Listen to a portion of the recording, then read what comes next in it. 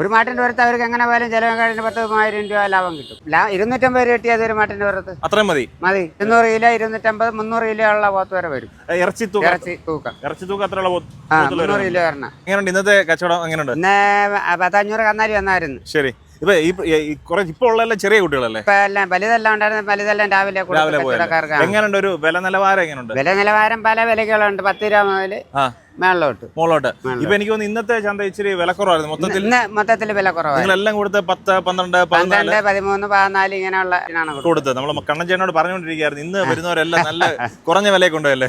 അതുകൊണ്ടാണ്. കാരണം അമ്മ കഞ്ഞിന് വില കുറച്ച് കൊടുക്കണതിനെ കൊണ്ടാണ് കഞ്ഞി നടക്കുന്നത്. ആണല്ലേ? ഓക്കെ. ഇപ്പൊ എല്ലായിടത്തും ഇപ്പൊ എവിടുന്നൊക്കെ ആൾക്കാർ ഇപ്പൊ വന്നേക്കുന്നത്? ഇപ്പൊ ഇന്ന് വന്ന കണ്ണൂരിന്ന്, പിന്നെ ഇവിടുന്ന് കൊല്ലം, കോഴിക്കോട്, എല്ലാ സ്ഥലത്തും എല്ലാ സ്ഥലത്തും. കാരണം അത്രയ്ക്ക് വയനാട്ടിൽ നിന്ന് ആൾക്കാരുണ്ട്. നമ്മൾ വിചാരിക്കും നമ്മള് ഇതെല്ലാം നിങ്ങൾ നോക്കണം. നമ്മുടെ എല്ലാം അവിടെ നിന്ന് വരുന്ന ആൾക്കാരെ എല്ലാം വീഡിയോ നമ്മുടെ അതിനകത്ത് കിടപ്പുണ്ട്. കയറി നോക്കിയോ നിങ്ങൾ? 10 കന്നാല് ചേർത്തലക്കാർ ഒന്നും ഒരുമിച്ച് 10 എണ്ണം. ഇതെല്ലാം കച്ചവടക്കാരാണ് ഏറ്റവും കൂടുതൽ ഇവിടെ മേടിക്കുന്നത്. കച്ചവടക്കാരാണ് ഏറ്റവും കൂടുതൽ ഇവിടുന്ന് വാങ്ങിച്ചുകൊണ്ട് മറിച്ച് വയ്ക്കുക.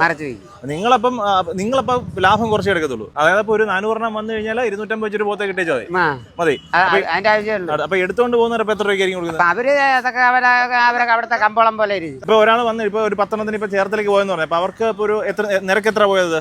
അത് നിരക്ക് 24 നിരക്ക്. വലിയ കുട്ടികളായിരുന്നു. അപ്പൊ അവരുടെ ഇപ്പൊ എത്ര? അത് മറിച്ചു കൊടുക്കാൻ വേണ്ടി തന്നെ. മറിച്ചു കൊടുക്കാൻ വേണ്ടി തന്നെ. അപ്പൊ അവർക്ക് ഒരു 10,000-2000 കിട്ടുമല്ലോ. വണ്ടി സൗകര്യം നമുക്ക് ഇവിടെ എല്ലാം ഉണ്ട്. എല്ലാ വണ്ടിയൊക്കെ ഇവിടെ ഉണ്ട്. വണ്ടിയൊക്കെ ഇവിടെ നമ്മളെ കിലോമീറ്റർ 25 നിരക്കിനൊക്കെ അത്രേ ഉള്ളല്ലേ? ഇഷ്ടം വണ്ടി ഒരെണ്ണം പോയി കഴിഞ്ഞാൽ അടുത്ത നേരെയായിട്ട് കിടക്കുമല്ലേ? ഇതിപ്പോ എങ്ങോട്ട് പോകുന്നേട്ടാ ഈ വണ്ടി? ഈ വണ്ടി ഇവിടെ പിന്നെ കഴക്കൂട്ടം നമ്മുടെ തിരുവനന്തപുരം തന്നെ പോകുന്നല്ലേ? ഓക്കെ. ഇതെല്ലാം നമ്മൾ ചെറിയ കുട്ടികളാണ്. ലാസ്റ്റ് വന്നപ്പോ രാവിലെ വരുവാണെന്നുണ്ടെങ്കിൽ വലുതിനെ കൊണ്ടുപോകാം. രാവിലെ 5 മണി മുതൽ ഇവിടെ ചന്ത തുടങ്ങും. അന്നേരം വന്നാൽ വലുതിനെ കൊണ്ടുപോകാം. പിന്നീട് ഇപ്പൊ നമ്മൾ വീഡിയോ എടുക്കുന്നത് ഇപ്പൊ 11 മണിയായി അല്ല? അപ്പോഴത്തേക്ക് വന്നു കഴിഞ്ഞാൽ ഈ ഒരു കാണുന്നത് മൊത്തം ഇത്രയും കുട്ടികളുള്ളൂ. 400 കന്നാലി വന്നാണ്. 400 എണ്ണം വന്നിട്ട് എത്രയാണ്? ഒരു 50-100 കാണും. ഇനിയും 100 വരത്തില്ല. 100 വരത്തില്ല. ഒരു 10 എണ്ണേ ഉള്ളല്ലേ? 50 വരും. അത്രേ ഉള്ളല്ലോ. അപ്പൊ ഇനി ഈ ഒരു കുട്ടികളേ ഉള്ളൂ. എനിക്ക് തോന്നുന്നു നാളെ കൂടെ ചിലപ്പോഴേ ചന്ത കാണത്തുള്ളൂ. മിക്കാറും നാളെ കൂടെ കൊണ്ട് ഇന്നിപ്പോ ഏകദേശമൊക്കെ ഒതുങ്ങും അല്ലേ? ഇനി പിന്നെ ശനിയാഴ്ച ആയിട്ട് വരണം. ശനിയാഴ്ച വരണം. അപ്പൊ എന്തായാലും കണ്ട ആറ്റിങ്ങൽ ചന്ത നമ്മുടെ മാമൻ ചന്ത. വലിയ പെരുന്നാൾ വരുന്നു. അതിന് വലിയ പോത്ത് വരും. പെരുന്നാളിന് കൊടുക്കത്തക്ക വലിയ പോത്തുകൾ വരുന്നുണ്ട്. അടുത്ത ചന്തകളാണ്.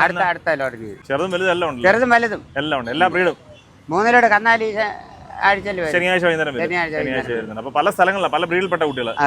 ഓക്കെ. അപ്പൊ എന്തായാലും ഇതൊക്കെയാണ് ഈ പ്രാവശ്യം നമ്മുടെ മധുചേട്ടൻ നമ്മുടെ മാമൻ ചന്തയിലെ വിശേഷങ്ങൾ. അപ്പൊ അടുത്ത ശനിയാഴ്ച വൈകുന്നേരം പുതിയ ലോഡ്. ഓക്കെ.